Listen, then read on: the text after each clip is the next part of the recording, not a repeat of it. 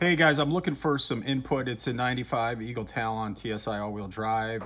The other day, leaving my neighborhood, it would not go into gear at a red light. Only could go into gear if I turned it off. It's at home on jack stands. I'm getting a noise when I depress the clutch. I'm gonna start the car. If you guys can hear this and have any input, I'd appreciate it. Here we go, car started in neutral.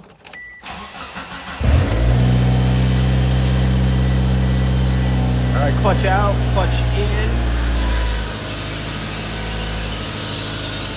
out,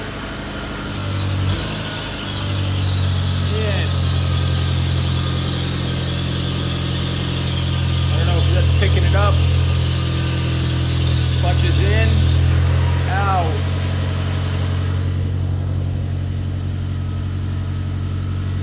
Out, clutch is in. A little bit of a screeching sound. Like I said, any input, any thoughts on if it's a throw out or something else, I'd appreciate it. Thanks, bye.